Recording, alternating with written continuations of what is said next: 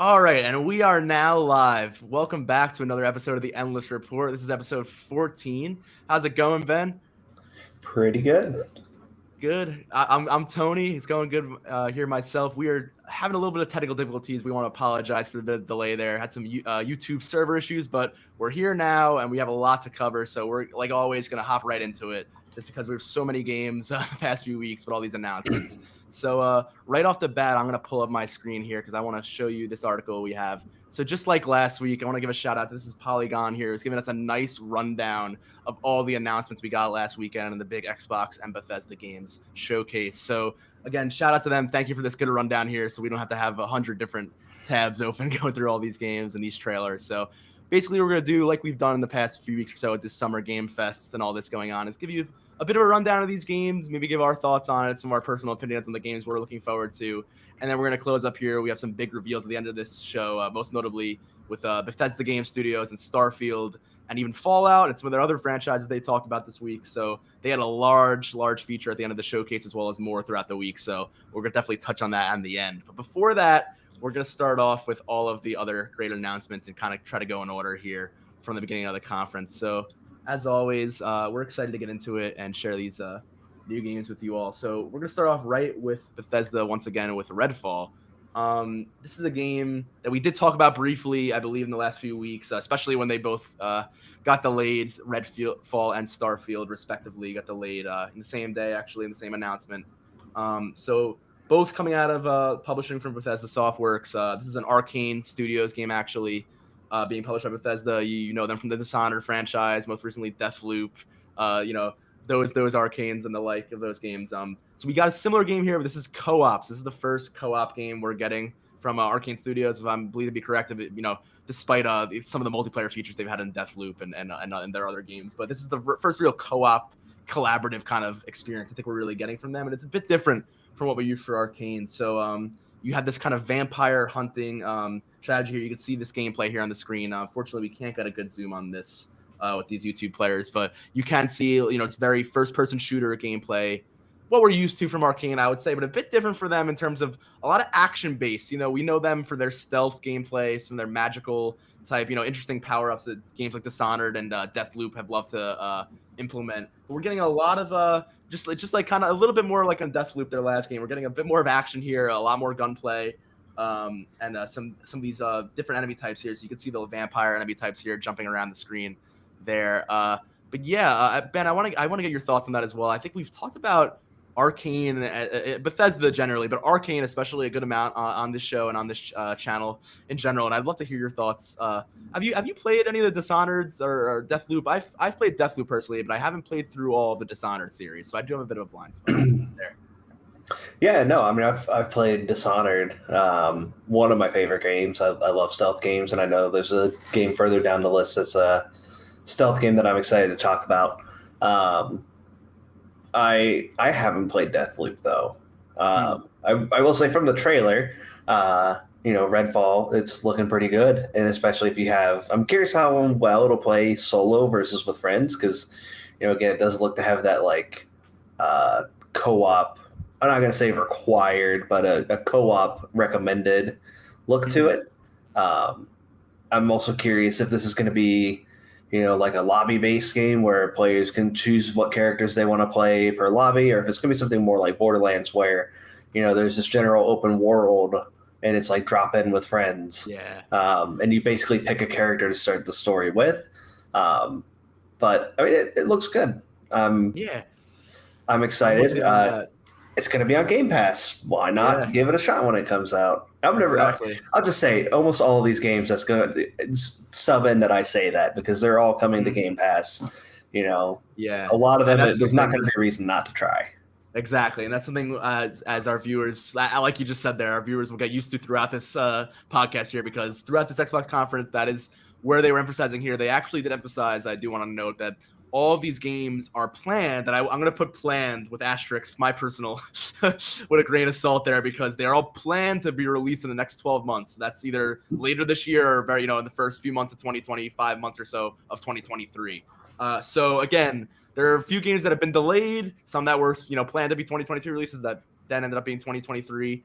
I'm not sure every single game at this showcase will actually end up being in the next 12 months, but if so, that's pretty exciting. But I think obviously with these days, with everything going on, it is tough to pinpoint exactly when a game's going to release, both for us as an audience and developers themselves. So it is great that we do get to see a lot of great things despite, some of the delays and things that goes along with some of these developments. But we do want to move on here. Again, I'm excited for our this new Arcane game as well. I think Redfall has a lot of potential. And like you said, I'm curious to see how they handle that group dynamic. They did talk a bit about how they handle the group characters, and I believe it is an open world-esque type environment. But again, I'm curious to see exactly how that drop in, drop out works, how the character progression works. Do you need to start with one of these archetypes, or can you kind of jump around and play with different play styles? I believe they did say you are able to try these different heroes with their unique abilities. So I'm curious to see how that game comes out. But we'll see more in 2023, not this summer like we thought, unfortunately. But we're going to see more next year on that game. And I'm excited for anything usually Bethesda puts out. I'm always I'm a big fan of a lot of their games for sure. But moving on to it, another game that was a bit unexpected, I would say, for some people, is Hollow Knight Silksong. So this is the sequel to a very beloved game, Hollow Knight. I will have to admit, again, like I do have some of these that I have not played Hollow Knight, the original game. I'm not sure if you have been. I tried to play it on PC with a mouse and keyboard and could not. I hated the controls, and I just never went back once I found my controller that I could plug in. I just never went back. Yeah, I hear. I've heard. I mean, I know this game's loved by a lot of people, but I've heard it's a very frustrating game, especially with certain controls. I know one friend of mine who loves playing like Dark Souls S type games. A lot of type, challenging type side scrollers, things of the like. Cuphead. Like he's always trying to play those games, and even this game, he loved it, but he was getting frustrated, and it seems like one of those or the fan favorites. This sequel looks really good, especially I love a lot of the animations here. I mean, it looks like a really fun, fast platformer, and I'm sure there's a lot of challenge that goes with that, just looking at the speed of some of these enemies and stuff here. So that seems like a really good get for Game Pass here. I think it's a pretty looking at just the logistics of the show itself, I think it's a pretty good start for the Xbox Showcase here. Again, maybe not the most heavy hitter of AAA games that you could open up with. And again, Redfall was delayed. So I think I'm sure you and I will have a few more comments about this showcase as it goes on with the pacing and things like that. But just from the get-go here, you can kind of see there is a little bit of a wind being taken out of these announcements when you have things that are already announced or were delayed and already announced. And it's great to see them. Don't get me wrong, that Redfall gameplay was good to see for the first time. But like we said before, a lot of these things are coming soon. A lot of these things we have already known about. So it's good to keep that in mind where there are a few new things today that we are very exciting, but it is good to keep in mind that there are a lot of things that we're hearing for the third time, the second time, whatever it may be. Well, and I will say with Silksong, I know a lot of people that have been waiting for months to years for new information about it. So, it's not a huge grab for me, but I know a lot of people personally that this might have been the highlight of the whole show for them. So yeah, and I've heard similar excitement as well. And again, like I said, even though I haven't played the original, I know there are definitely a lot of people like that who are looking forward to that. So that's awesome. But I do, speaking of that, to transition to something that is new and it's something that was a bit unexpected. This game I thought was caught my attention. I thought was pretty funny. This game is called High on Life. So this game is coming from Squanch Games, which if you may have heard before, this is from creative Justin Roiland, who's one of the co-creators of Rick and Morty. So a very similar kind of comedic vibe to that show, if you're familiar with that sense of humor there. And again, we don't have the audio here on these screenshots, unfortunately, but again, you can see the guns here the player is holding as we move on here, where the weaponry the player is holding there is actually a living, breathing alien who's talking to you and interacting with you as you use your weapon. And they have some funny comments. They're like, "Oh, you're squeezing me here," or whatever, as you're pulling the trigger of the gun. So it's a very goofy, funny looking concept. I think it's great. It seems very creative. It seems like just a really fun time. I like some of these jumping mechanics we see here, some of the different enemy types and some of the animations. It looks like a really just something different, a really creative art style, something out there, something that looks like a really fun time.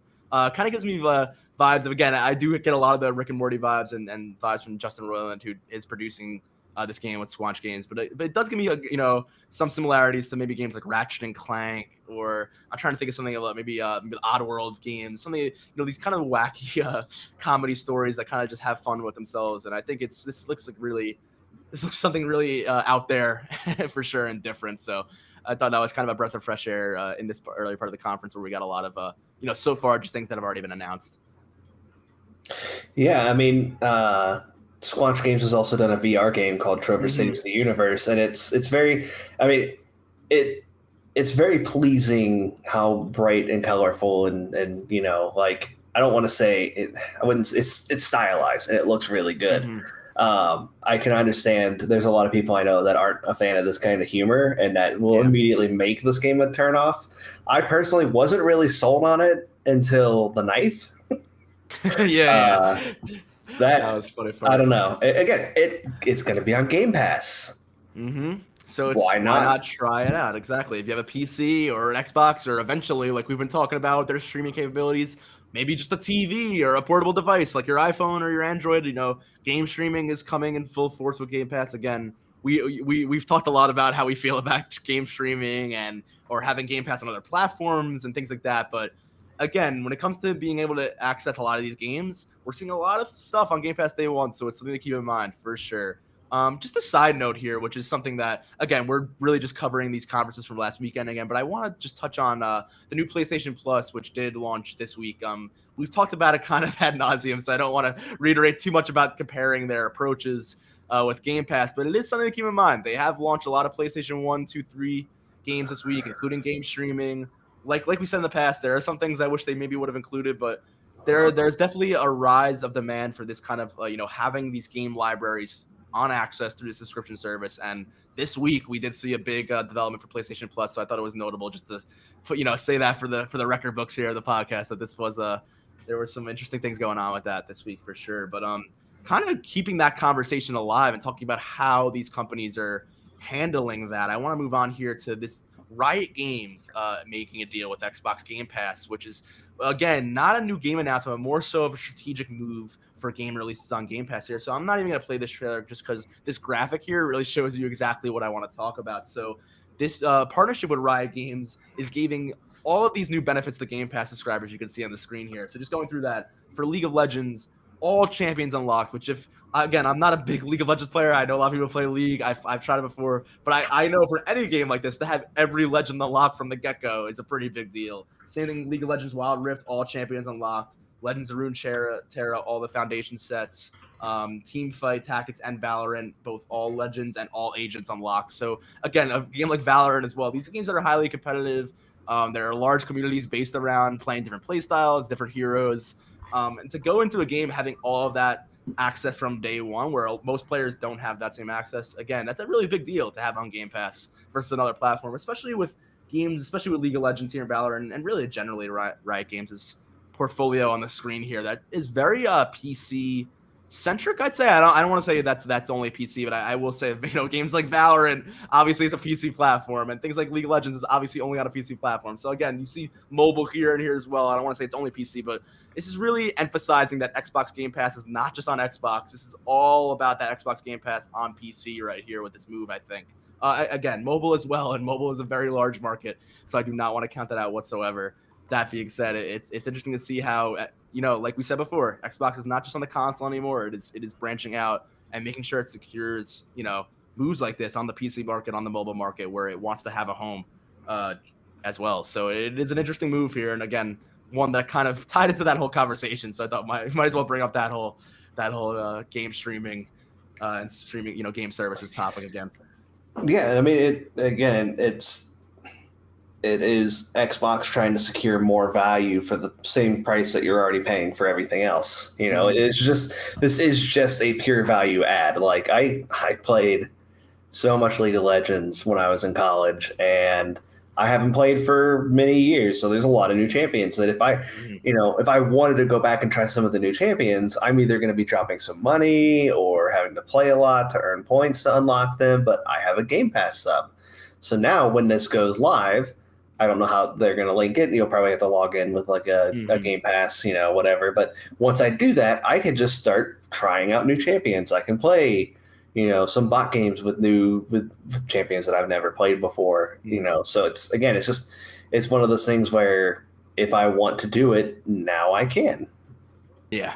And I think that's really exciting. And again, like you said, it's just adding value to Game Pass. And a lot of people have been talking these days about, what is the value of Game Pass? I mean, we ourselves have discussed that in past shows when you have certain games delayed, certain rollouts they wanted to have in the past, and their strategy has changed. But again, we're seeing a lot of things come together. Something I think I might have said to you before we started streaming, Ben, but I will share with the audience as well, is that we've seen a lot of transition here.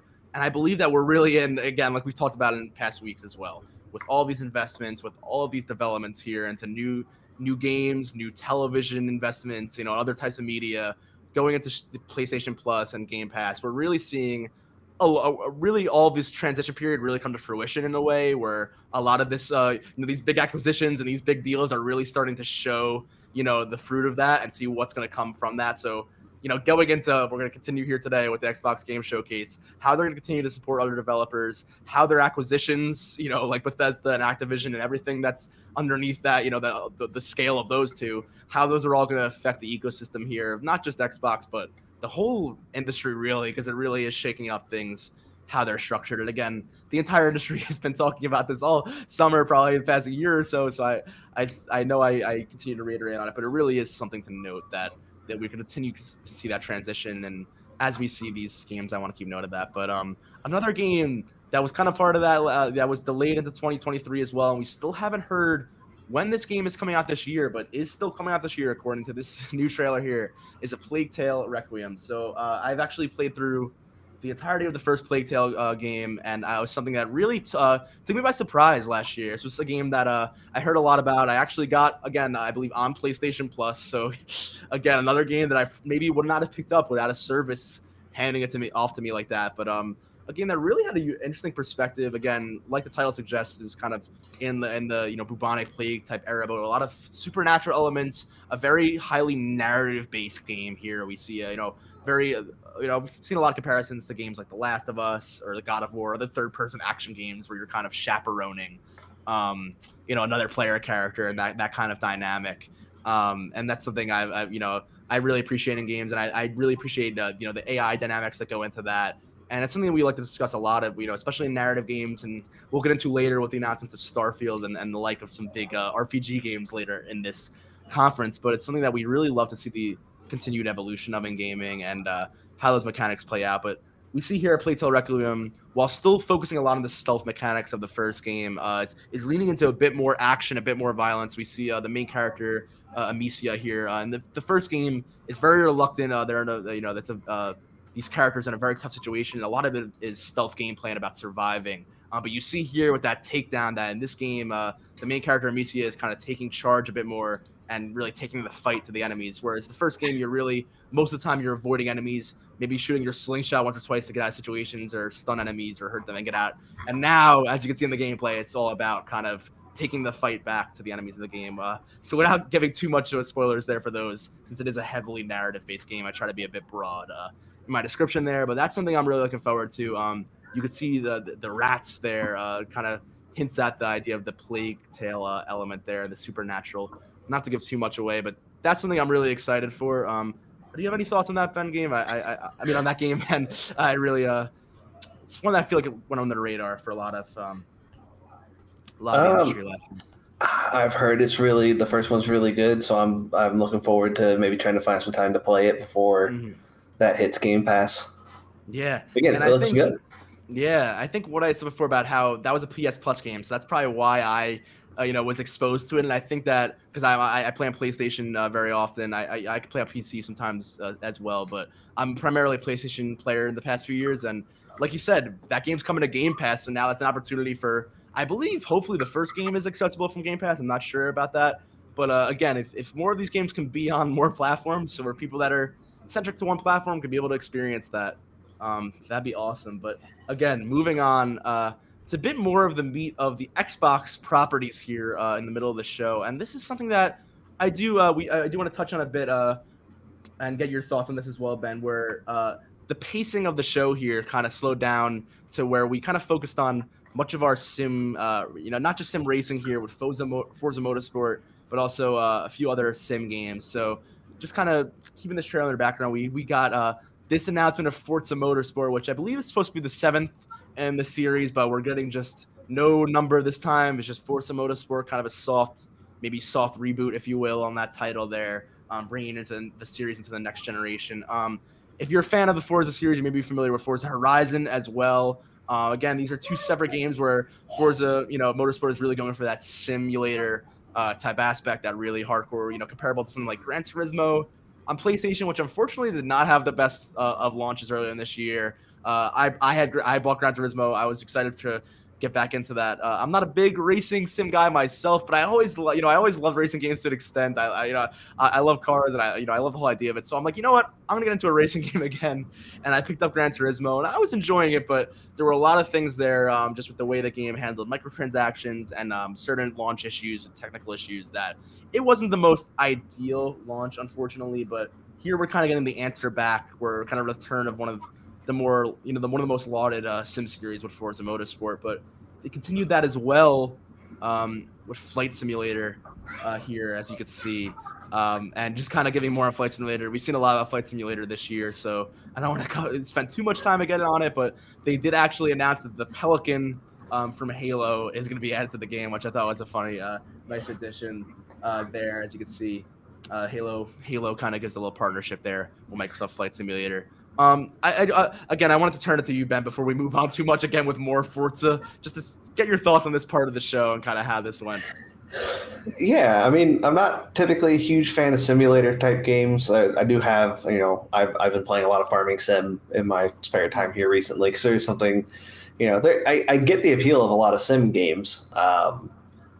Again, I could probably dive into a racing game at this point. It's been a long time since I have, so maybe I'll try Horizon or Motorsport when it comes out. Otherwise, I'm not particularly interested. It's not really, a genre that I dig into a lot. But I will say, there's that Pelican there. Just noting that on the screen. There's that Halo crossover. Yeah, and I mean, I will say, being able to fly the Pelican in Microsoft Flight Simulator, I'm gonna have to download it and give it a shot. Mm-hmm. That's some nostalgia for me. Halo was one of those formative games that I played that really kind of cemented for me that I was going to work in games.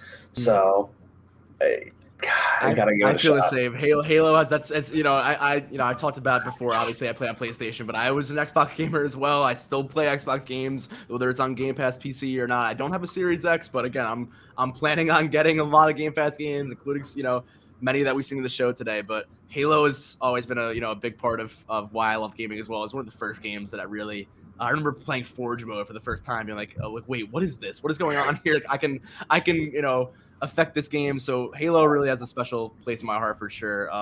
Same there. And Flight Simulator does a good job of doing that. They had another expansion recently for Top Gun when that movie came out. And I know there's a lot of nostalgia there for a lot of people just with that movie release. Even not being around for the first Top Gun release, I had seen it. I went and saw the new movie with my parents. They were very excited for it as well. And I think for a lot of people who like flight sims, especially, to have something like Top Gun in it is like, even if you don't like flight sims, maybe a reason to jump in and fly around that F-18 and go crazy and have a good time there. So like you said about simulators, it's kind of one of those things where if you really didn't want to do it in real life, or if it wasn't something that seems interesting or relaxing or exciting to you, like in real, it's something that it's to each their own, I guess you could say. There are simulators for everything, I feel like, these days. I've seen now there's a PC building simulator, so if you don't have they used to build your own computer, you could build one online and virtually test out a virtual computer through games like that. So I mean, games like Farming Sim and Flight Sim are games that have been popular, or things like Train Sim. They've been popular for a really long time, and I really understand why. I feel like there's something that's really can be rewarding and really exciting about just doing an activity like that maybe you couldn't feasibly do in your real world circumstances, but like you can kind of pull off in that environment. And I think, like we said about the Sims or other things earlier, I think it's really just again, while I'm not the biggest sim gamer, I do enjoy what simulators had to offer, and I think they're such a crucial part of gaming as well, to have the ability to just say, you know what, I want to virtualize this experience, whatever it may be. But kind of moving on, again, we do have a lot of games here to cover as always. We did get an update on Overwatch 2, and I did want to note this again, as we said about how this part of the show, if you're going in with Forza Motorsport, then with Flight Simulator, and now Overwatch, And then moving on here, we did get a new character for Overwatch 2, but other than that, I believe it was at the end of the trailer. And not to knock anything on Overwatch 2 whatsoever. I know Overwatch is a giant game. Many people are very excited for the sequel, but this was another one where we kind of just gotta, hey, this is still coming in the next 12 months. So just a reminder there, nothing too crazy new on the gameplay side. I'm sure fans of Overwatch, again, are going to be really excited for how each specific hero and their move sets are evolving into this new era of the game. That being said, again, for those of you who are maybe not as big a fan as Overwatch, this is one of those games where you're getting just, again, we see some gameplay here. I really do, as someone who hasn't played Overwatch very, very much, I do, again, admire the shooter gameplay here. I'm a fan of the shooter genre for sure, and it really is creative gameplay. I love the way they handle different heroes and how different things counteract with each other, like any great game that deals with heroes and having different balances there when it comes to that. But again, not much else to say there on our end. But that being said, this part of the show was a lot of just updates on things we've already known. And moving on with that sentiment, we kept going on with two other games, both Ara History Untold, and not to brush over them here, but then we did Elder Scrolls Online, The High Isle, which we did hear about a few weeks back as well. Fallout 76, the Pit DLC. Again, I'm going through these very fast, but we've heard about this as well already. And again, I'm a very big fan of the Fallout series, and I think we'll talk about that a bit later when we get more into Starfield, Bethesda's next major game, and then the future of Fallout as well. But again, we are just seeing reminders here. And then again, Forza Horizon 5. So another update on the Hot Wheels DLC we did see a few weeks back. So that's about 4 or 5 games in a row. I just want to note, not to brush through them, but about 4 or 5 games in a row that really were just, here's kind of a new spin on the trailer that you may have seen at Summer Game Fest, or you may have seen at some of our earlier conferences throughout the year. So again, don't get me wrong. Of course, it's good to remind everybody of these games, but I do feel like with everything being in the next 12 months or so, maybe could have switched up the order here, gotten 1 or 2 newer announcements in the middle of these to kind of shake up this part of the show. Because I did feel like we were kind of, pacing-wise, like we said earlier, I kind of brought that up, how we were sticking to things we already known about. And that's just kind of the nature of the game here these days, of a lot of things being delayed, just the nature of the industry, in general right now, of course. But I do think that this part of the show was a bit of, again, unless you're specifically interested in a lot of things like simulator games or racing games, these were a lot of I don't want to say niche, because all these games very much do have their audience, but these were all very, very specific games that I feel like you could have had one of the larger maybe new IP announcements that we'll have later in the show or things like that.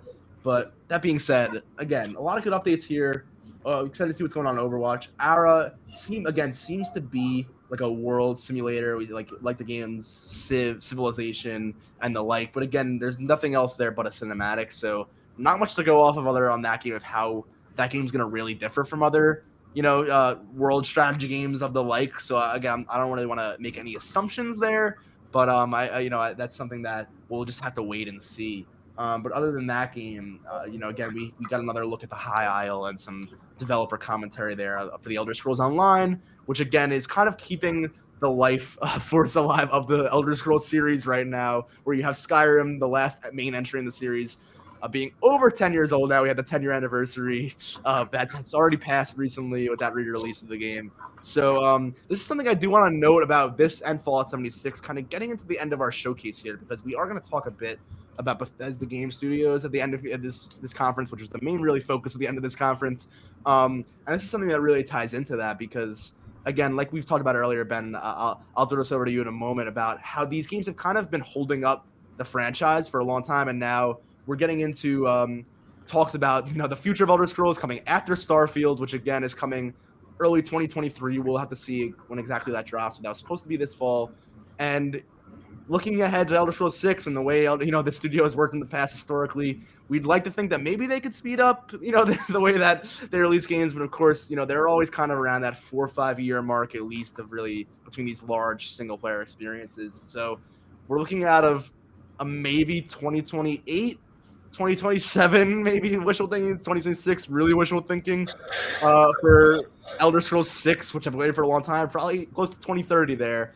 And then Todd Howard did confirm, I do want to note this before we get into Starfield later, but Todd Howard did confirm in a Starfield interview that Fallout here, the Fallout franchise, will be the next game planned after Elder Scrolls 6. So Fallout 5, the next main entry, will be the next planned game. And that's going to be mid 2030s at the earliest, maybe 2040. So just to put that in perspective, people always have to make these kind of jokes. But I mean, I was 11 years old, funny enough, when Skyrim came out, which is so crazy to say. I'm in my early 20s here, so that's a game that I was, not even in middle school yet. That game came out, and now that's going to probably come out when I'm going to be around 30 years old or maybe older. Same thing with Fallout, where Fallout 4, 2015. I mean, we're going to see maybe a 25-year gap from Fallout 4 to Fallout 5, depending on, I mean, maybe I'm exaggerating here. Maybe, 15 to 30 year gap if we're looking at like late 2030s, 2040.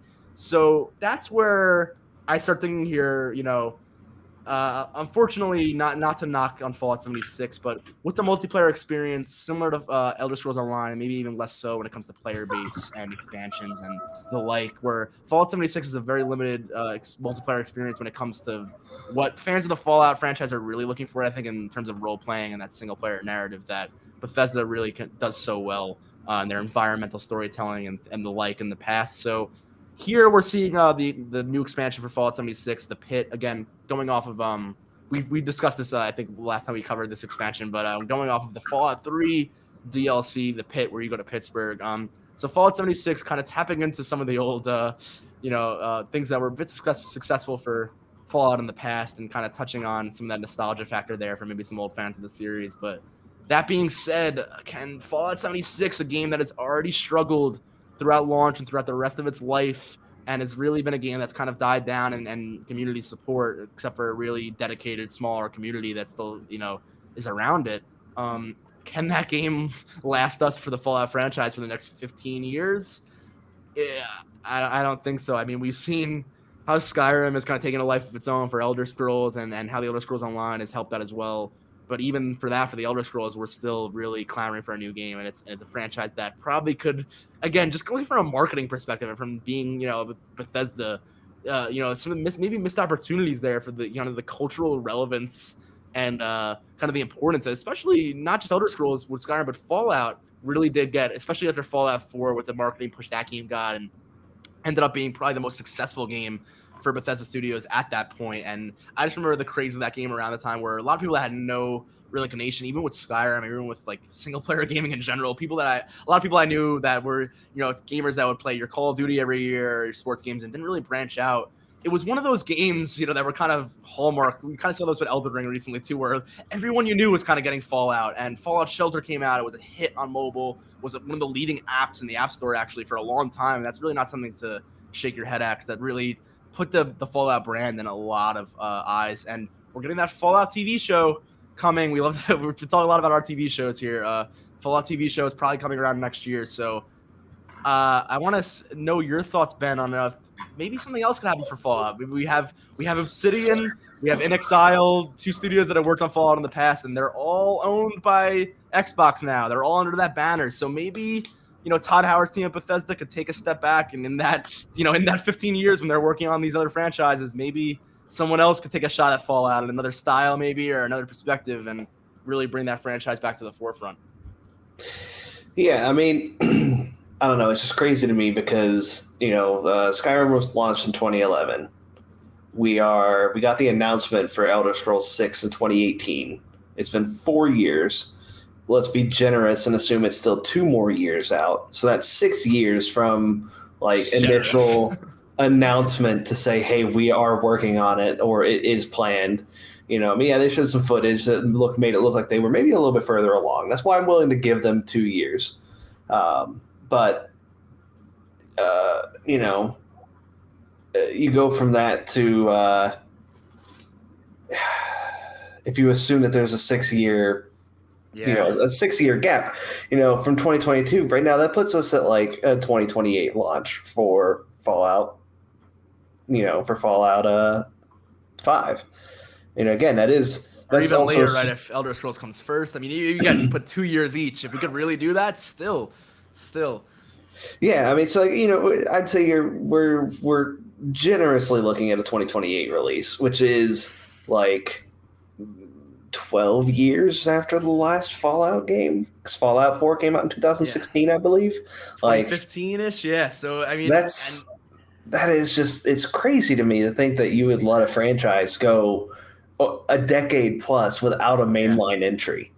Especially because, and this is not really lost on Skyrim either, especially when it's re-releases over the years, but Fallout, like I said, from a marketing perspective, that game made a lot of money. That was a really successful game, and not one that really fell off or had many back. Again, we've had games that have made a lot of money that weren't great launches either. So that's not the only indicator of market success and the fan reaction. But that game had a lot of positive reaction as well. Again, we had some hardcore fans of Bethesda, had some problems with maybe the voice protagonist and maybe some of the less involved dialogue choices when it came to role playing and kind of having a lot more player choice, which I understand as well as being someone who's really excited about those features and is excited to see them again in Starfield. Again, we're going to keep hinting at that. We'll get to that at the end here. But I think that, there was some of that backlash, but overall, it was a really positive received game and a huge audience. So again, I mean, we're almost 10 years now. I mean, we're about 7 years away from Fallout 4.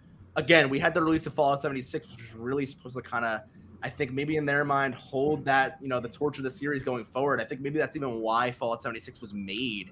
I don't want to speculate here too much, but I really do think that, we had some recent news actually, that were kind of getting into the interior of Bethesda, and there were some accounts that I can't verify myself. I believe it was a Kotaku article recently in 2 weeks, 3 weeks or so earlier. But just kind of bringing us off the top of my head here that there were talks that maybe this wasn't the direction that the single player team was really looking forward to, and that Starfield kind of became their main priority of some of these higher executives, which kind of makes sense to me, given that they, are wanting to get onto Starfield after being on like Todd Howard said, I think you mentioned this, Ben, earlier to me, that back after, Fallout 4 release, Todd Howard and their team had commented, like you said, about wanting to move on from just grinding through those two well-known franchises back to back to back and for basically 20 years of their lives, and wanting to branch out and do something new with Starfield.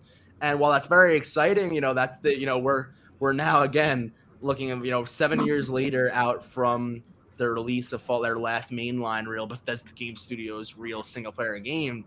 And when you have Fallout 76 flop like that and not really hold that candle for the up for the Fallout franchise in the meantime, like you kind of wanted it to, now you have this really long drought period, and I feel like a lot of the way the communities around Bethesda have kind of shifted and talked about them is that this is really kind of a time for them to regain some of their grace, if you will, with the community, and kind of get back to a certain status that they may have had in the past, where I feel like it's been a good 8-9 years where I have to remember there, especially younger players who maybe have grown up into a world that only had Skyrim, post Skyrim Fallout 4, and really only known this Bethesda Game Studios that kind of hasn't put anything out in 10 years or so. I mean, you look back at Fallout 3 and even before Skyrim days, where you had games like Fallout 3, Oblivion, Morrowind, Skyrim, Fallout, Fallout New Vegas, even from Obsidian, all coming out within a good 6-7 year period. I mean, you got a lot of really great games in a short time, just in the way those games were produced. And I know games are much more complicated to make as the years go on and the like, but like we said before, I think they really need to figure out how to get these franchises some spotlight on them in between these large droughts of development times. And Bethesda has expanded as well. I mean, Skyrim was built by a team of around 100 people, and now they're upwards of 400 people with their other studios now as well in other locations. So it's something to note for Bethesda Game Studios specifically. But that being said, again, I wish it was. I would say it wasn't wishful thinking to say 3 years, 2 years, but I remember, back when that Elder Scrolls 6 announcement came out, and I was so excited when that happened in 2018. But that's 4 years ago now, and I was thinking for sure by now we'd know about Starfield, and that would have been out, and we would have been closer to release. So saying something like 2023 or 2024 was like crazy to me in my head then.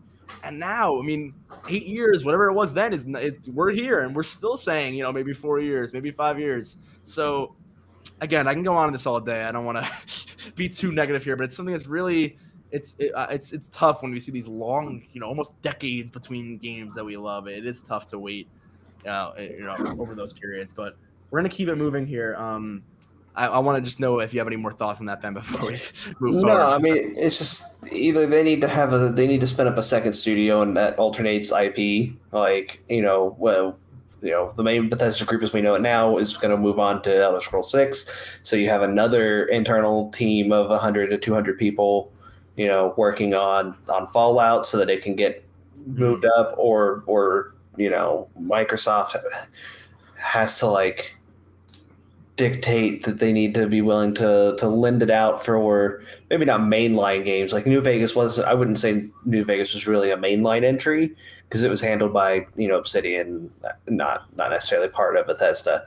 Like, but be willing to lend that IP out for smaller titles to again help hold you over. Like, Yeah, I don't know. and It just seems absurd to me that you'd be sitting on those IPs that people love and you're not taking advantage of it. If for that more like businessy capitalistic mindset, like why would you just be sitting on these gold mines and not be trying to do something with it? Yeah, and I feel like I may have touched on this in the past, but we talked about, I think that Microsoft acquisition is a really big part of this. And I try to think about, before that happened, and there were a lot of talks in the community, actually. I will not take credit for this because I'm no economist myself or anything of the like, but I remember hearing reports or even just people on YouTube being like, I think Bethesda is prepping themselves up to be acquired. You see some of these older executives that want to buy out of their shares, and I'm thinking, oh, that's interesting. I'm not sure about that. And lo and behold, that's exactly what happened. But, at the time, you saw a lot of different moves. You saw them moving into the Creation Club, which they got a lot of backlash for at the time, where they essentially said, hey, let's just take some Skyrim mods and basically charge money for them, even though, we're going to continue to keep the modding community open and free. But here's some kind of, developer-supported, I guess, curated, you could say, mods here that we're going to charge for basically as DLC, but we're not creating them. They're just fan creations. And I believe the fans would get a small cut of the proceeds, but not, Bethesda would get the main share of those proceeds. So they got a lot of backlash for that when it happened in Skyrim, and I don't think really for wrong reason. I think it was a little bit of a, what's going on here kind of moment for them. And I think, as that went on, you could see they were trying to look at different revenue streams that maybe weren't traditionally things they explored in the past. There was a big joke back in the day with Oblivion, how they came out with a DLC for horse armor, which was kind of became a joke in the industry because after two really big, awesome, expansive DLCs for that game with new regions and new characters and stories, they were charging I believe it was a few bucks at the time, or $5 maybe at the time, which is still a good amount at the time, $1 or $2, I'm not sure, but just to buy one armor set for your horse, and everybody made jokes about it, and even Bethesda was like, yeah, that was kind of goofy. Sorry about that, guys. And here they come back a few years later with Skyrim and say, well, here's a bunch of like $10 packs. You're here, pay $20 for points to get survival mode, which is something that was just, in Fallout 4 to begin with. And I believe they actually gave that out later as an included edition with the Skyrim Anniversary Edition with the included Creation Club content to make that like more enticing last year. But again, that was something that was, it was no one likes to start getting paywalls in places where they weren't before, especially in that manner. So it's hard to put a positive spin on that. But again, it looked like they were prepping themselves to get more into revenue streams. Look for this acquisition, but now they've got it, and now they have a lot of resources in Microsoft. They have a lot of resources both in the teams and the manpower and the funding behind them now to really do a lot of interesting things. And like you said, they could. It doesn't have to be another Fallout New Vegas where they really, hand their baby away to another studio that's going to make a really large title that maybe they don't want to do that in the same way, or, but you can make something like the older Fallouts, the original Fallout games, these isometric view, really involved RPG heavy games that have a huge fan base still. And Exile is owned by Microsoft now. That is a company that could still make a game that was a return to form maybe for the classic Fallout before it was bought by Bethesda back in 2006, is it 2007? Before Fallout 3 and that whole change for the series. But there could be any number of games of that isometric, maybe other things like Fallout Shelter where you can get into other genres and just do something that's maybe not something you would expect from this franchise, but just put this Fallout name on it, which is gonna give it a lot of press, credence there and a lot of attention when you have that Fallout brand, and both for the good of the brand itself and for fans of the series. I mean, I've heard a lot of talks about remakes even too. You can give me a Fallout 3 or 4, a remaster, something's got to happen, because you can't just go 10 years, especially from their perspective. It's something that's just so profitable, something that's so high profile, something that the fans want, and just there's nothing really to fill that void. So I really think I'm surprised we didn't have it last weekend. I really want to anticipate something new from the Fallout franchise other than just kind of, we'll have a few bug fixes for Fallout 76 and maybe another expansion every year or two. But I feel like the average Fallout fan is really not buying that, both figuratively and literally. So I'm hoping that the franchise can, make a turn for the better going forward. But if there's anything else you want to close out there, I think we can kind of move on to a few more games before we kind of give our closing thoughts here on Starfield and the rest of that at the end of the show here. It's getting near the end of the show. No, I mean, we should probably get a move on because I think Starfield might take some time. Yeah. So let's move on. Again, I'm going to be quick here with Arc 2. I do just want to mention this really briefly. Another game we saw, I believe a year or two ago back. This is a new trailer, so something new here. Has Vin Diesel starring in this dinosaur-based game. So kind of skipping through here, I do want to show that shot. We have Vin Diesel riding on the back of a dinosaur here very heroically. We're going to see how that game turns out. I mean, I know there's a lot of fans of the original Arc game. I love the idea of having a multiplayer, again, open world environment with a lot of different players and how the game works. So I'm curious to see how Arc 2 is going to turn out. Again, we have no release date there. Everything in the showcase, which again, they said in the next 12 months, which is, seemingly very imminent. Most games did not have a release date, even those for 2022. So that's really something to keep in mind, that while they're all planned to be in the next 12 months, when you don't have a release date at all for most of those, there are a lot of things that are up in the air. So it's good to be aware of that. Almost done here. Before we get to our Starfield, we're going to run through Scorn, another game that was shown previously.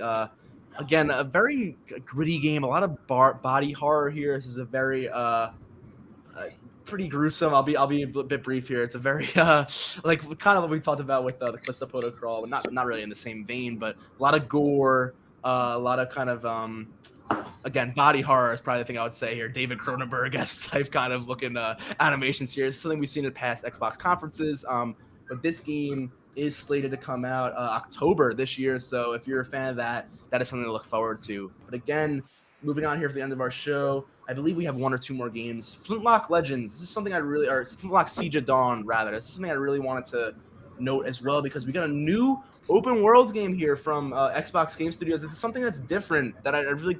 we're not getting a lot of games like this on Game Pass. It's something that kind of reminds me of maybe more something that maybe come out of PlayStation in the past. I see a lot of God of War elements here. I see kind of Assassin's Creed-esque, or maybe even from the new game Forspoken, with that large traversal and jumping mechanics here we see with the kind of the superpower element and the flintlock pistol gameplay. I guess that's the namesake of the game there.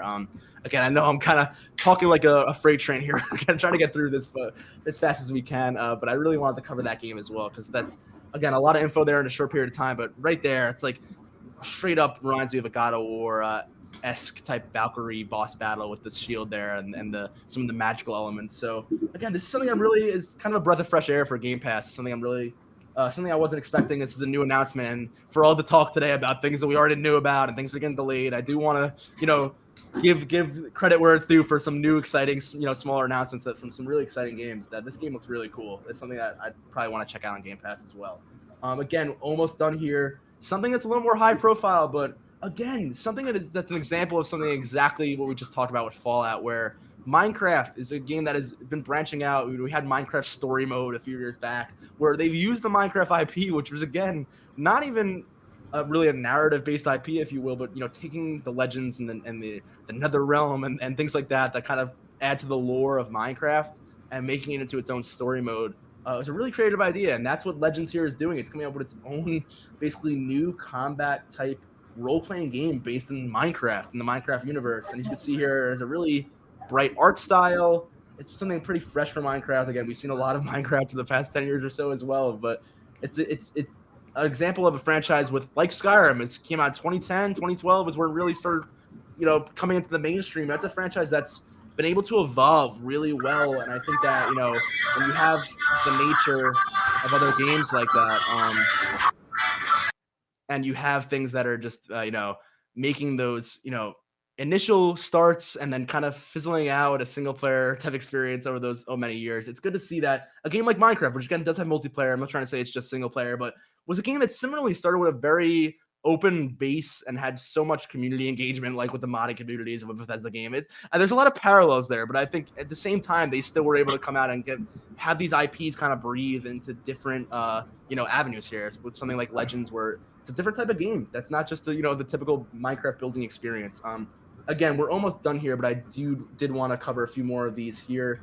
Again, some of these smaller indie games here we may not have a chance to get all in. Another horror game here we saw, which The Last Case of Benedict Fox. I wanted to highlight one of these smaller games here before we move to the end of the showcase. But this side scroller here looked really intriguing. Something I wanted to highlight.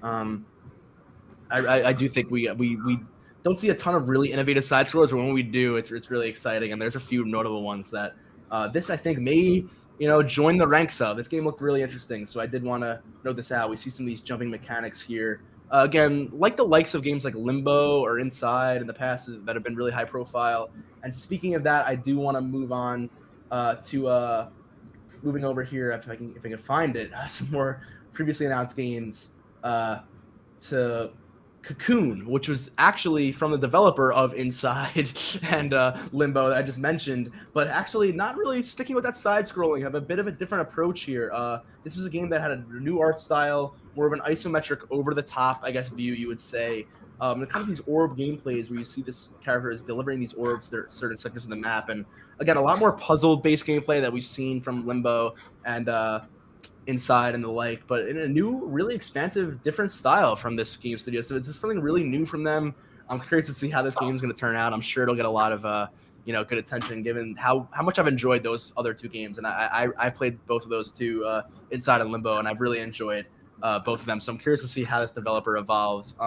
Again, I did kind of scroll over a few other indie games here. Ravenlock was one that was a third-person fantasy-type game I did want to mention as well, looking at some role-playing mechanics. But again, these are very brief mentions here. Sea of Thieves got another trailer for just another update for that game, which is something that's been pretty active as well. Diablo 4 got a trailer for one of its new character types, and then some extended gameplay as well. But again, Diablo 4, we have seen a bit before, so again, I do want to cover the new stuff. Erebon Shadow Legacy, this was new, so I do want to cover it again very briefly. We did get some stealth-based, kind of fast-paced gameplay here. I think the likes of maybe it is a third-person game, but I kind of got some vibes of maybe Mirror's Edge or maybe other type games that kind of play with this parkour element, but this takes a supernatural turn where you can see this shadow element type gameplay where your character turns into a shadow and kind of traverse the environment with this stealth gameplay. Again, I know I'm brushing through these very fast. Grounded is finally, again, another game from Obsidian, which we didn't get avowed. We talked about that last week of potentially getting their kind of Skyrim-esque type Pillars of Eternity universe RPG-based game. We did get a little bit of a Fallout kind of switch out here with the zooming out from the TV screen, kind of reminiscent of the old Fallout trailers, if you weren't really too focused on the subject matter on the TV. So maybe a nod there to their, Obsidian has made Fallout New Vegas. They are very intertwined with that as well. So maybe a nod there to some of their older games. But maybe that's maybe a hint. Maybe they're coming back for a new Fallout game. I don't know. Maybe I'm digging way too deep into that. But that's something there. That would be an incredible way to very subtly hint that Obsidian is working on a Fallout game. Because every Fallout trailer we've ever really had, you start with that TV screen, please stand by, and then you zoom out. I mean, I think they know what they're doing there. They've made a Fallout game. They've done the same thing themselves in the past. They know what that is. So that's something just to keep in mind there as we keep talking about Fallout and Bethesda at the end of the show here. That's something that kind of caught me by surprise there. I wanted to note that. But this game, just to finish off on Grounded, we talked about it a lot last week with the whole, I think I called it the Honey, I Shrunk the Kids game a few times because essentially you're miniature, you're in your backyard.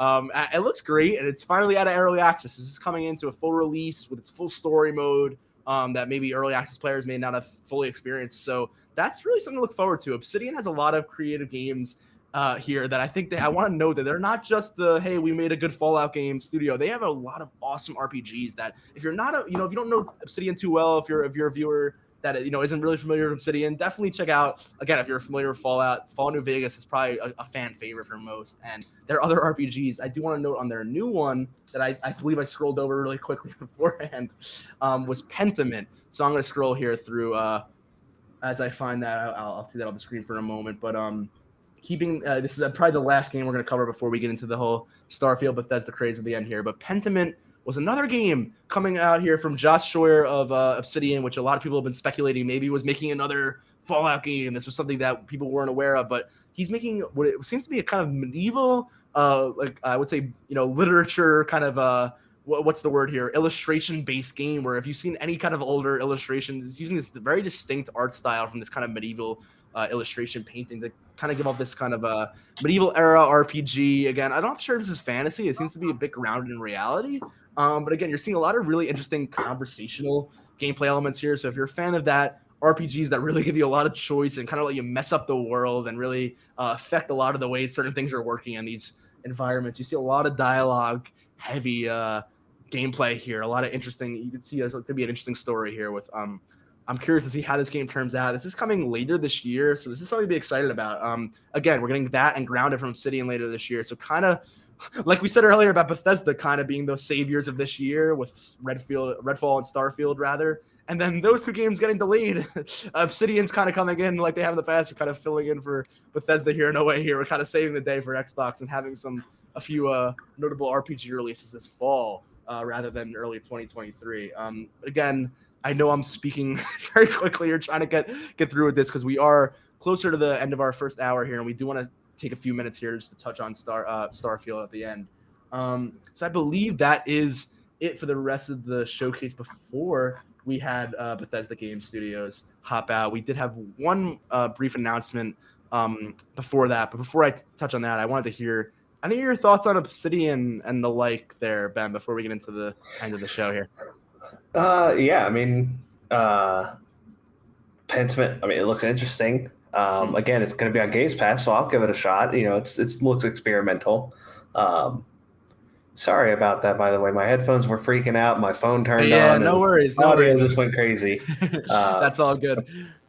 But no, I mean, it's interesting. I mean, again, we have 2 games by Obsidian that are wrapping up. You know, Grounded's going to be 1.0. Pentiment is just coming out. I don't think it's going to be, early access or anything. I think it's just going to release. Yeah. So what are the people that have been working on those 2 games going to be doing? You know, again, you're pointing out the TV pan, the dolly away from it was, I didn't think about that, but now that you pointed it out, I can't unsee that. So that would be, an incredible way to hint that they're either maybe it is them picking up Fallout 5. Yeah, and then we also have that Fallout TV show. I think I said it earlier on the show where I talked about a lot about this with Last of Us. We talked about it a lot last week. We're like brand integration of get that game out while you're having this new TV show coming out. Get your Fallout's gonna be in everybody's minds again, and you're gonna you want to have that attention on the television show as well. You're gonna get a larger greater public audience that maybe aren't in the gaming community that don't play games that are gonna have this eyes on this brand. So again, you want to fire on all cylinders. You want to make people aware of the your past Fallout games. Maybe remaster some of the older games. Like I said earlier, get that new Fallout game or a spinoff, whatever it is, get that out soon. Figure out a way to maybe, like I said, Josh Sawyer, who has someone who has worked on New Vegas, is finishing up on Pentiment. This is kind of his solo, or not solo. I wouldn't want to say that. I'm sure there are a lot of talented people working on that game, but this is kind of his vision here. So after Pentiment releases this fall, maybe Xbox says, hey, turn your focus to the Fallout franchise, moving forward as we had that, production of all that coming up. So it's on the horizon there. There's reason to get Fallout back in the minds of people. I think it's already been kind of out of the realm of the general public for a little too long now. And I think Fallout 76 was kind of supposed to be the bridge there for them to not lose that. And I think they have. So I think that they need something else. Or maybe, I'm not sure if a Fallout 76 expansion is really going to do that these days, given just the way that game really hasn't been able to recapture that audience after the stigma of the release and kind of, unfortunately, how the release happened with that game. But again, one last announcement is that it's very important to a lot of people that Xbox is expanding itself more into the Japanese market and supporting more games. We saw a Locom before, a game that was not supposed to come to Xbox at all. Actually, is now coming to Game Pass, as well as an announcement from, not a game announcement here, but a long-held rumor about Hideo Kojima, who has long kind of been the partner with PlayStation in a lot of ways. He's coming off of Death Stranding recently and kind of not being a PlayStation Studios game, but really being a large part of their marketing and the PlayStation Studios marketing. So he's announced he's working with Xbox and he's working on their cloud platform, which we have talked about a lot, just with Game Pass in general and how they plan to use that for their games. I mean, Flight Simulator, aforementioned Flight Simulator, is something that uses their cloud platform extensively just to be able to load all of that data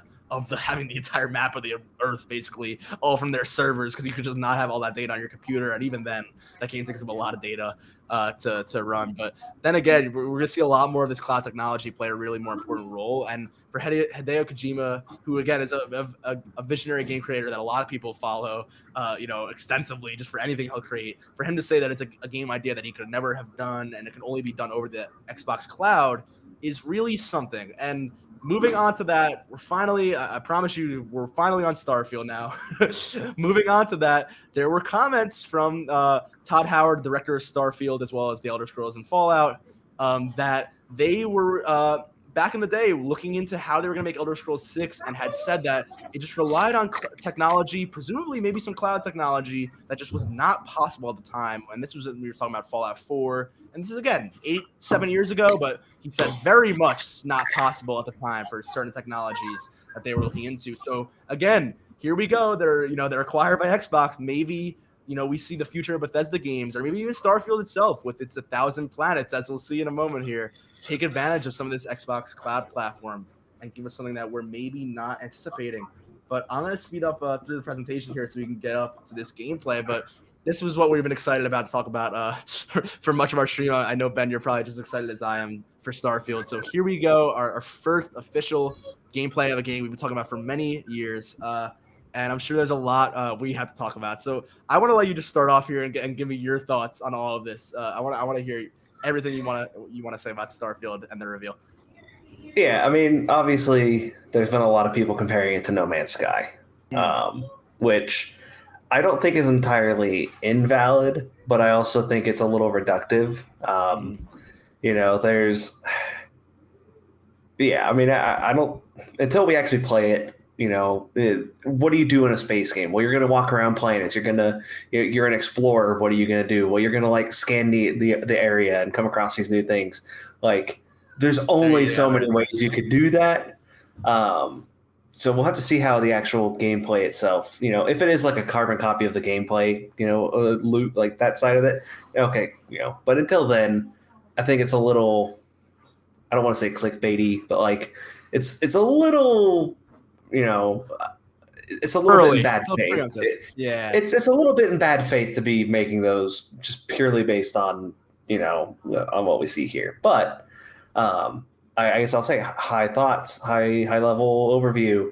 I was pretty excited watching this. I know there's been some complaints about the shooting looking a little stilted and like, oh, the enemies are a bit bully spongy.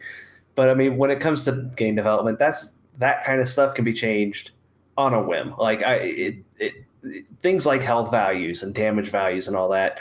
Like, yeah, a lot of time goes into the balancing, but in this build, you're emptying a whole clip into an enemy to kill them. Hey, you know what? Designers went in, changed a few numbers, and now it's super realistic with like 2 shots to kill somebody. Like, that's whatever. And think about Skyrim, the first dungeon when you're facing your early enemies. I think this is probably the beginning of really near the beginning of the game here. So take that into account too. These are probably like the certain, the combat usually in most Bethesda games gets a little more, progressively makes more sense as you kind of level up, I think. Yeah, so like none of that stuff was bothering me. Here's lockpicking. Every Bethesda game ever's had lockpicking. It is. But it's I was pretty on board. I was pretty excited. I'm cautiously optimistic up until the 1,000 planets comment. That it makes me more worried than anything. I know there's no way they're going to actually expect players to visit all 1,000 planets. So my best guess is you're going to have like 10 planets that are really finely crafted, and then just a bunch of I won't say procedurally generated, because I'll guarantee you that you have had a designer go in, like tweak some numbers, generate some stuff procedurally with like a small pass of like hand authoring and tweaking stuff, so it all feels good. But I don't know that. Yeah, and this is where I have the same apprehension a little bit. So don't get me wrong when I say this, but I am going to play a little bit of devil's advocate here. But I do. First of all, my initial reaction was whoa. Then it was wait, whoa, okay, how is that going to work? Like you said. Then I thought about it a little bit, and it's funny enough. I've actually been playing a lot of No Man's Sky recently. I just got into it again. And, I played on and off with a few friends. And it is one of those things where people said, and this is kind of on top of the 1,000 Planets comment, but I think it goes hand in hand with some of the negativity, or I'd say maybe the backlash from the community of you cannot fly in seamlessly onto the planets either. It is a transition kind of cutscene where you see a planet, you say, I'm going to go here. And then you have a landing sequence that's hands off from the player. And then you're on the surface. So people are saying, well, if I can't even do that landing, then like, what am I, what's the point or what am I doing? And this is where we come in with a lot of, after the conference commentary from Todd Howard, the director, who actually sat down for an interview with Ryan McCaffrey of IGN and kind of gave some clarification on a lot of these details here. So I am going to mention a few of those things he did say during the interview because I think it's important to note. Where I had a lot of concerns here myself about these 1,000 planets. And I feel like when you say procedurally generated, because obviously that is going to have to be the case to an extent, people immediately hear, oh, like a random, or it's just it's something computer made and there's nothing there to find whatsoever. And I think that I want to note there that especially with a game like No Man's Sky, where you are a lot of that game is you're flying onto the surface, like you said, that isn't going to be in Starfield. You're flying down, you're landing, you're establishing a base. That's really the main loop of the gameplay. And after a while, you're going, okay, I'm getting resources and I'm landing in this planet and I'm flying here and I'm warping here. And eventually, that's all you're really doing. And you kind of go, all right, okay, well, this is really cool that I can fly out to a planet. And I'm sure there are games like maybe EVE Online, I believe, or some other, space games that are escaping my mind in the middle of this thought process here. But the mechanics of being in space and simulating that landing and that into atmosphere sequence is super important. And it's kind of the crux of the gameplay right there, where Todd Howard has gone ahead to say that the reason they decided not to include that and to maybe include these planets is that they really wanted to focus on the core of the gameplay, which to them is not that space.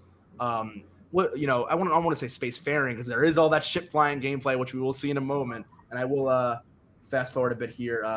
We did look at some character creation as well. I do want to touch on that in a moment, but I'll show you the ship combat as well because it's more relevant at the moment. But we are going to get ship combat. We're going to get stranded ships in space. You can dock on ships. Maybe find a lost ship in space, dock your ship, then come out in first person and then explore the interior of that spaceship. So there's a lot of ideas there. It can get really exciting when you think about it.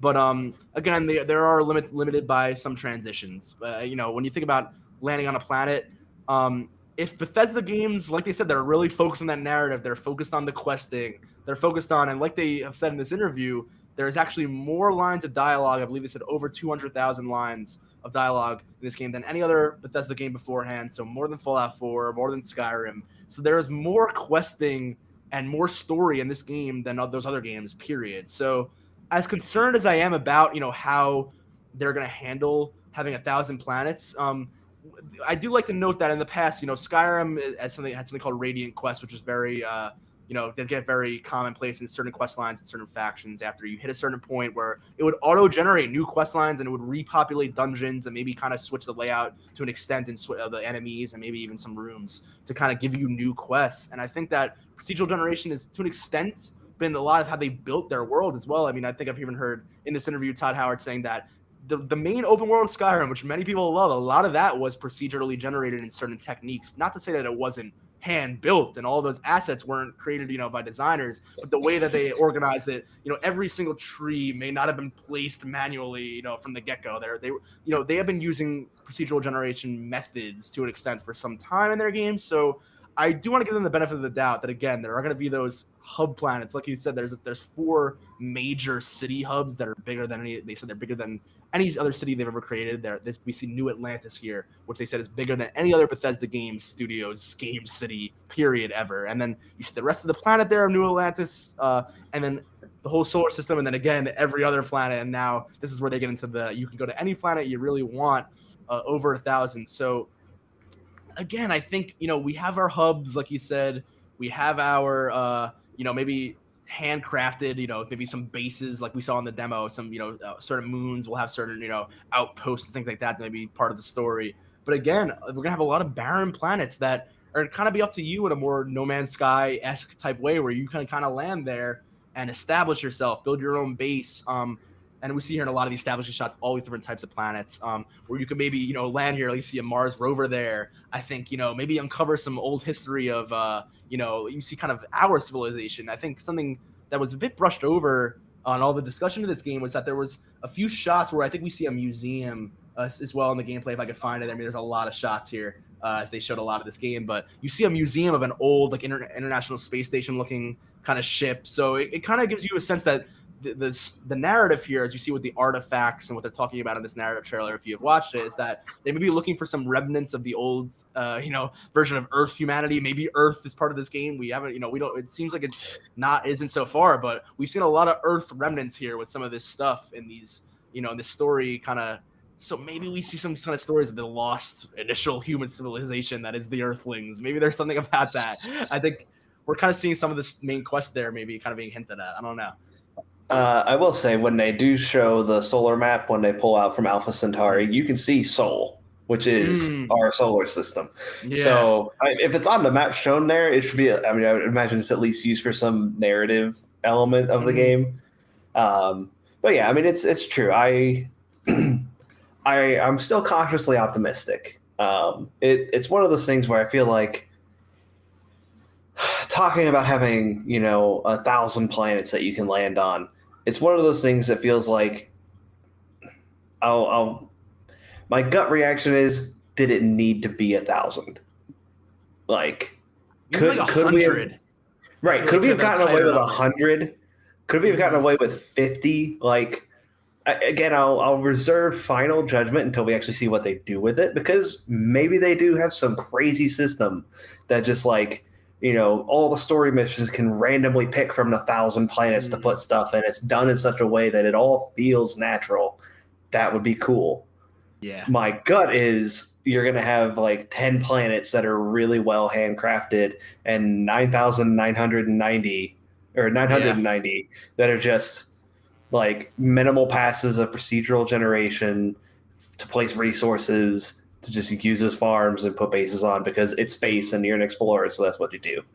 I did want to touch on it though, and that they it might be a little known fact, but I'm pretty sure Oblivion actually did have procedural elements to its more wildernessy areas between cities.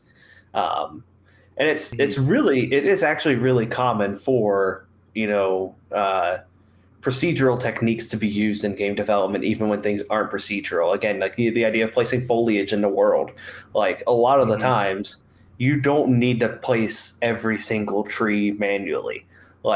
There's a whole bunch of procedural techniques. I've used a lot of them in my personal stuff, just to, because when I'm working on something personal, I'm one person. I don't have a department of world designers to just go say, hey, here's this map, go crazy and make it look cool. I've got to rely on okay, well, instead of placing 100 trees, what if I just whip out a script that just randomly spaces things and plops trees down, and so that is really common. And there is a big difference between having those procedural techniques that you use to help in building maps versus what No Man's Sky does, which is, basically from the ground up, procedurally generate worlds. They still have an element of hand authored stuff, because all the animals, there's a whole bunch of animal parts that can be pulled from. Yeah. So it's not completely procedurally generating geometry and all that, but they do that world is basically built from the ground up, out of nothing, at runtime, versus something Skyrim, or even what I can guarantee they'll do for terrain placement of rocks and features and stuff like that, where they'll probably have a blanket system where they can be hey, here's this map, here's a handful of prefab models and items, just randomly scatter them.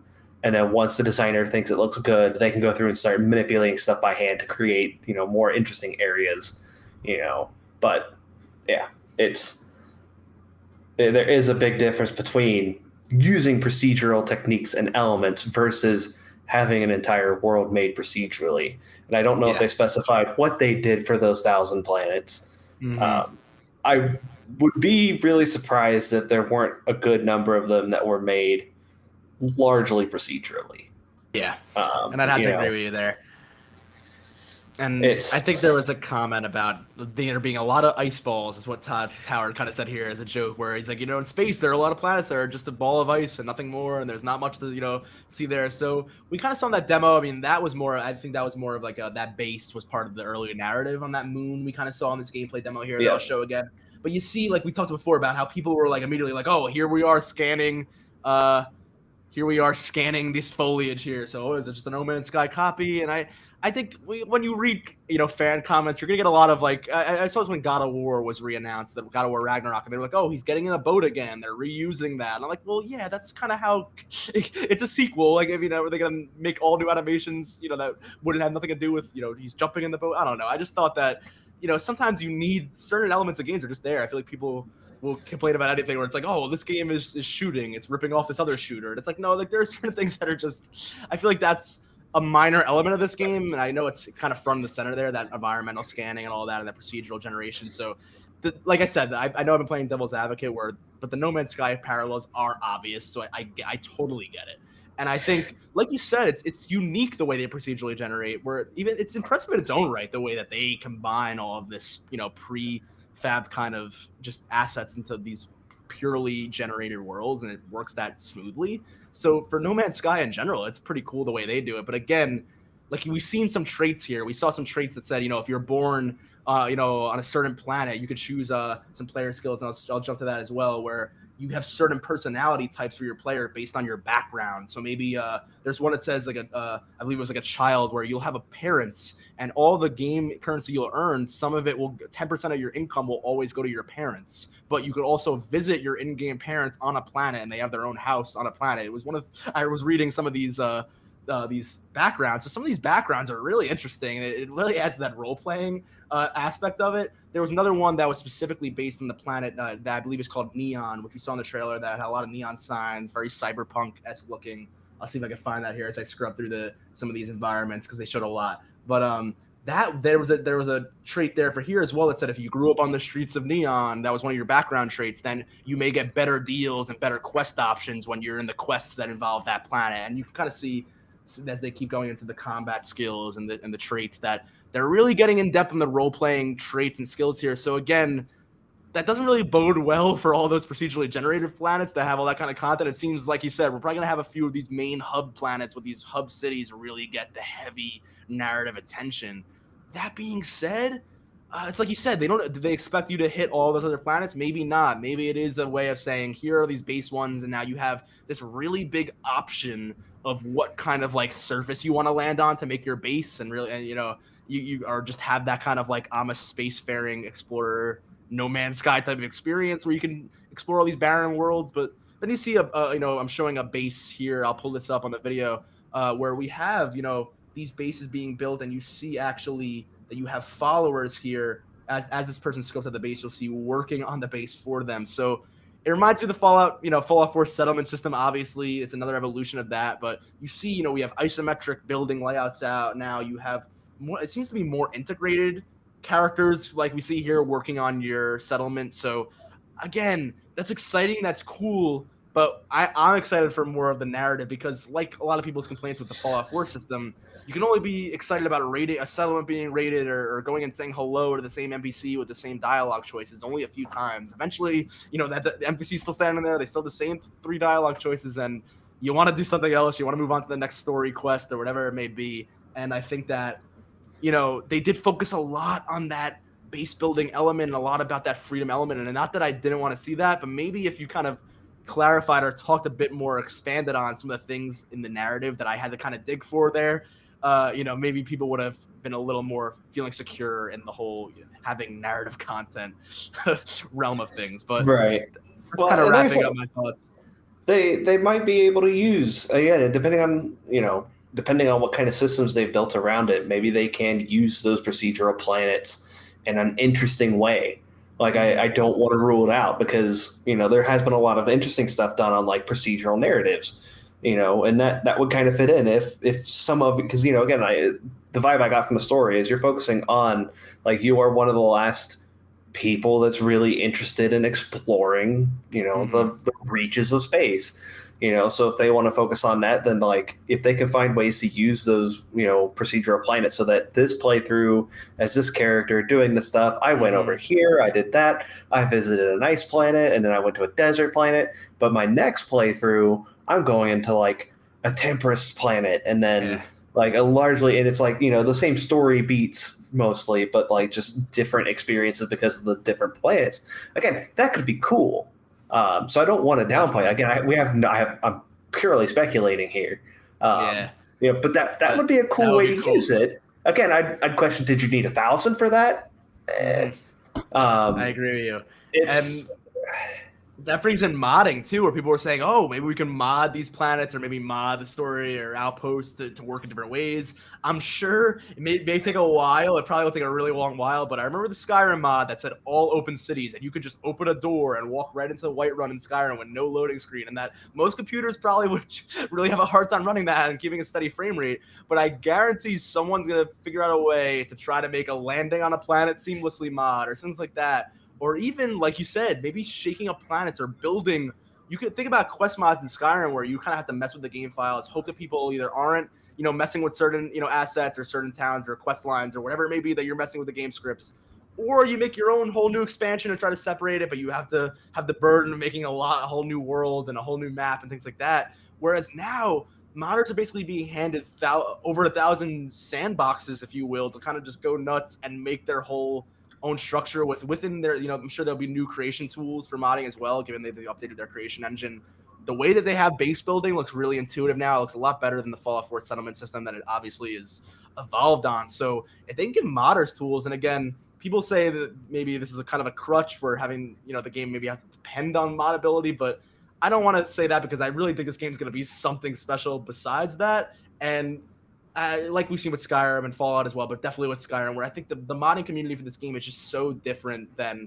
I mean, there are very, very few examples of games that get modded this heavily in the way it does and the kind of community it builds. And it's something that really promotes, future game developers. We've seen people got just passionate about Skyrim and wanted to make a mod and put something personal in, and then maybe get hired by Bethesda, or then just get into game making and end up working on other games, their own game or somewhere else. And I think it's something that, curating that modding community is something that's so important in these games. So I don't even though you could say, well, it could depend on the modders, sure, but at the end of the day, I still think it's a net positive. And what we're going to see with this game, I think, is going to really just take a new level to what, Bethesda game modding has been, and it has really been the center of modding, I feel like, in a way, for a long time. Yeah, I mean, I'll definitely say that I'm in that group that I'm a bit more pessimistic on. I do think it. I do think having, again, having the ability for players to have, all these planets they could pick from to mod their stuff in does give a lot more flexibility and prevent collisions of mods, which is nice. But I am in that camp that I've over the years realized that, what I would go as far as to say that Skyrim base is not nearly worth the hype that it's gotten and generated. It is the mods that have made that game, in my eyes, the juggernaut that it is. So I think there is something to be said that, I am in the camp that thinks if they're doing that to help support modding, that's cool. But again, it borders using the modding as a crutch to make those 1,000 Yeah. planets interesting. Because again, for better or worse, I mean, again, there's always going to be the positive sides of, it is giving a lot of people, a lot of players, an opportunity to see if game development could be for them and get their feet, wet in, some light scripting and world building and narrative building and kind of exploring that idea in a very safe environment, a curated way of doing it. But again, if they have 1,000 planets and only 10 of them are worth actually visiting, and they are relying on, players to make the other 990 planets interesting, they're selling I'm going to assume a $70 game. Yeah. That feels a little rough. I won't lie. Yeah, we'll see how much. Again, like I said before, there apparently is a lot of story content there, a lot of things going on there. So I don't want to assume yet. But again, like you said, they are pushing mods more so as a feature rather than an add-on.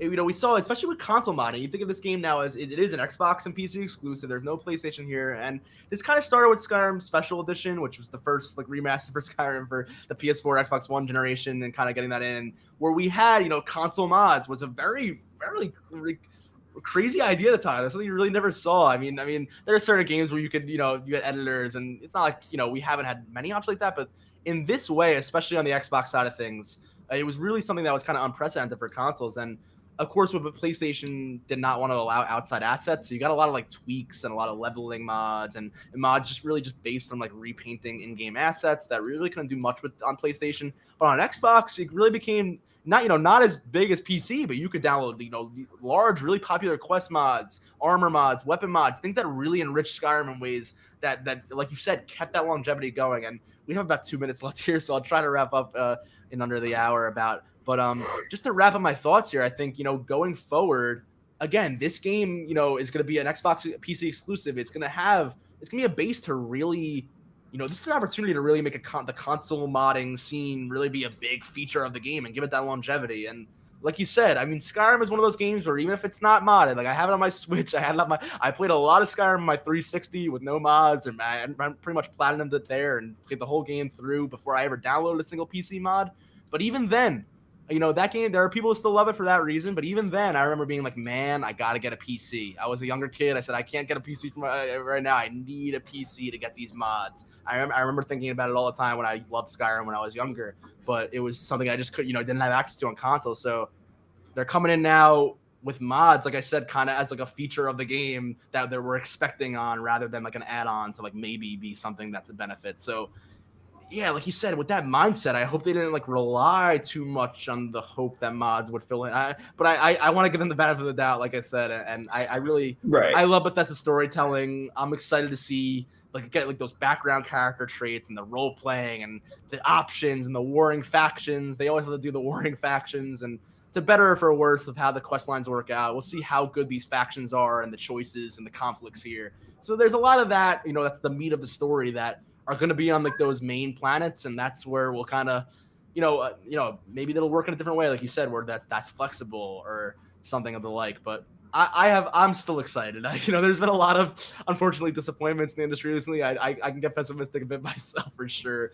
And again, there's a lot to kind of be pessimistic here about too. So I'm trying to keep the faith, but I think that there's a lot that's still kind of up in the air about how it's actually going to work. So I'm hoping that it works in a way that could be really cool and exciting.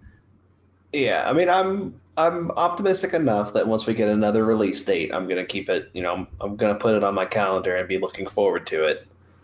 Still not gonna go pre-order it. Still going to wait for some initial reviews and to see the launch date of the game, because it's no surprise that it's not a secret that a lot of Bethesda games launch a little lacking in performance. But I'm it's got me interested enough that when we get the release date, I'll be looking forward to it. And I do want to say, I guess I'll wrap up my thoughts on a little bit more on the positive aspect, since I've been a little bit more negative. The character creator and ship customization and everything look fantastic. The character creator, being able to choose your walk style and all the traits that we talked about that you can take for your character, all the backgrounds, going back to a non-voice character, which I think is crucial to me. Crucial. Yeah. Like all of that looks really good. The ship customization, talking about the different, manufacturers of ship parts and how that can play into it. One of my favorite things from Borderlands is how all the gun manufacturers have a personality to the guns that you can get. So I'm looking forward to hopefully having some of that here, where there's like one manufacturer is just like all about armor and bulkiness and weight, and like you can put a lot of their stuff on your ship, but it's going to be slower and it won't react as fast. Like I'm looking forward to having that, hopefully. So there is a lot that I'm looking forward to. I saw some names there on the equipment, like you said, probably different brands, different ships. I saw when they were in that, again, I think it was Neon, the planet, where they had a bunch of signs and different stores and outposts with all these different brands things. So it kind of reminds me, like you said, of Borderlands, or maybe like an Outer Worlds, or like that kind of like all these spacefaring corporate entities and like cross-planet companies, and how that kind of entity would even work. It's really interesting topics. It's really, I think it's kind of the kind of sci-fi stuff, people get excited for. And how involved will that be in the gameplay and the narrative, is yet to be seen. But again, kind of wrapping up my thoughts here. I mean, I'm excited to see all of that narrative, the narrative elements of that, and all that comes with that, with that. But that being said, I think we're gonna kind of wrap up here. Again, Starfield coming 2023. It was supposed to be this November, hitting that Skyrim release date, November 11th, 11 years later, kind of on the dot. But unfortunately, as things go these days, not everything can come out exactly when we hope it could. But I'm excited for next year. Early next year is going to be very stacked, it seems, unless there's some more delays. We were saying that a bit about early 2022, and then all this got delayed again into the end of the year and beginning next year. So, I'll keep my fingers crossed. But I think it looks like 2023 is going to be a crazy year for a lot of these delayed game releases that are finally kind of getting over this COVID hump and a lot of the challenges that we've been facing. So it's going to be exciting time to see gaming really come through this transition into a new kind of era of next gen and seeing all these next gen releases for the first time, really. Because we're really still we have 2-3 titles that are really only PlayStation 5 exclusive, and then obviously Xbox is all cross generation, cross generation with PC and the other series. So again, it's getting exciting. We're really getting into that next gen real feeling here after this summer. So looking forward to this fall and everything going forward. But again, I think that's about it. We're gonna wrap up our show. I want to thank you again, Ben, as always, for joining me. Anything else you want to close off with Starfield or anything else before we head out? I think I'm asking the same question again. No, I mean, re-looking over that interview with Todd Howard, apparently they're expecting the story to be 30 to 40 hours. Yeah. So hopefully that's more good content. Yeah. More than Skyrim and Fallout, like we said, so that's exciting. And we touched on it earlier in the show. We're gonna leave it to the end, but Fallout comes next. So we get Starfield, then Elder Scrolls, then Fallout 5. So the next 10 or 15 years or so of Bethesda game studios are pretty mapped out. Maybe they get shorted that down with their other studios, but again, it all remains to be seen. But we're excited, and we're going to keep an open eye for that. And we will see you again on the next Endless Report. Thank you again, everyone, for joining us. We're going to sign out there. It's been a lot to cover today. We apologize. We had some technical difficulties earlier in the beginning with the YouTube servers, but we got it up. We're here, and we got all of that out again in time. So again, thank you for joining us as always. Later after this gets uploaded, I'm going to be putting all of the links and the timestamps down like I've been doing. And if you want to catch up with our past episodes, I've timestamped all of that too. So you can go back story by story and catch up with all the news and all of our takes on all of the past news. So thank you again, everyone, for joining us. I've been Tony with Ben. We'll be back for another Endless Report. And I'm going to end that long outro now. So thank you all, and take care. Thank you.